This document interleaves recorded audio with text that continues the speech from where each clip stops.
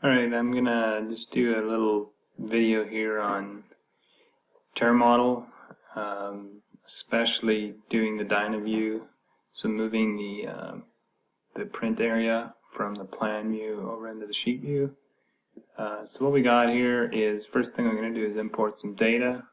So I'm going to hit F8 on the keyboard, which pulls up the import script. I'm going to pull some points in, browse for points, take a look at,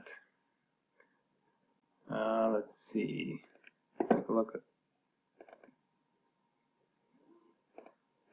gotta remember where I can find these points right there.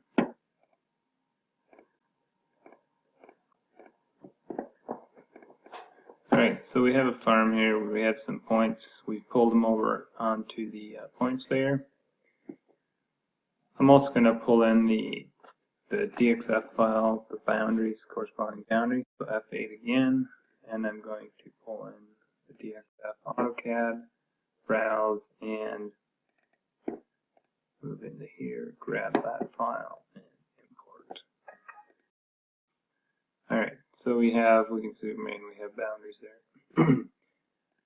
First thing we need to do is draw a plot box. So let's change our active layer to the plot box layer. Next thing we do is draw P-line plot box.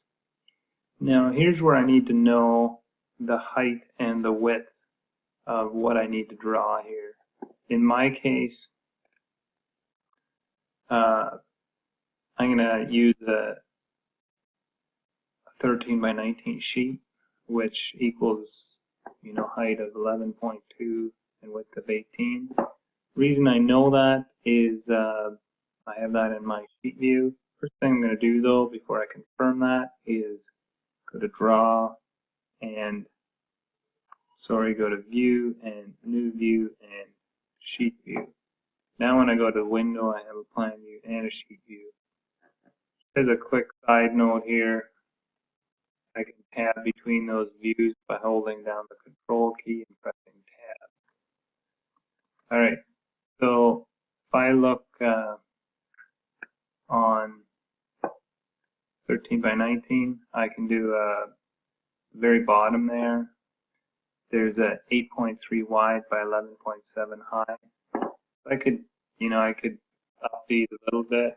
3 by forget what that was. Control tab.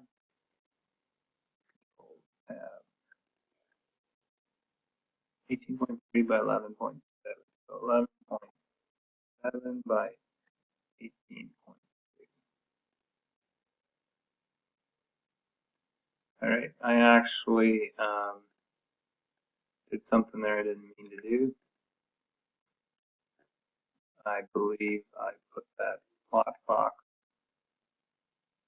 at a corner that I didn't want to. So we're going to go and do a plot box again. I want to start it right there. My numbers stay the same as last time.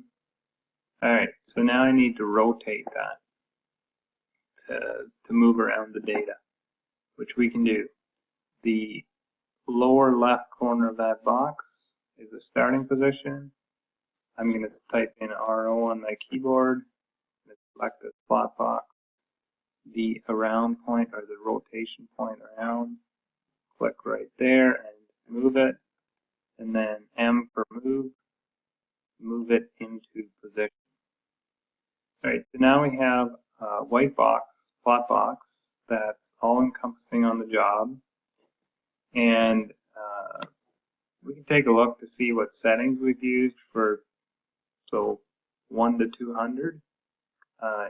If we were to go ahead and change that, we could, if we need a different size of box, for instance, if I say 100 here, and we draw another plot box, it's much smaller. So that won't work. 1 to 200 is about right. I'm just going to go ahead and delete this one and go back and change this to 1 to 200. If I want a north arrow and a scale bar on there, change my active layer to features, and go to Draw, Insert Unit Block, Settings. 200 SCL is the scale bar. I'm going to place it in there. I think NA6, and all of these are, you can go and browse them, but if you know the block number, you can type it in. All of those should be in one of the help documents. This unit block, by the way, we should rotate it. So if we go to the rotation here, we pick from here.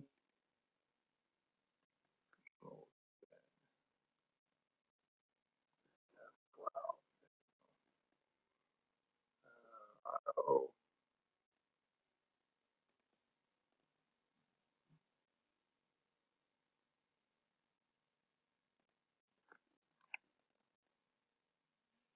All right.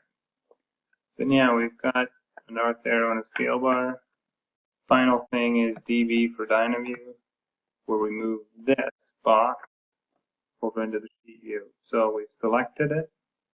It's asking for a location. I'm going to hit Control Tab to get over. I'm going to do a right click. I'm going to select the end of that line and say OK. And it plunks in there. Anything that I do, anything that I add over here, let's say if I, for instance, draw a line in there and we just take a look at the sheet view, it populates it. So this is a one-time thing. Once it's done, it's done. It sits in there. If I delete this line, it also deletes. So the Dynaview is just simply a dynamic view from the plan view into the sheet view. You would then do all your plotting from the sheet view itself, where you would select that and select your paper size and your printer. All right, hope this helps. Call me, email me, text me if there's any questions on this. Again, my name is Philip.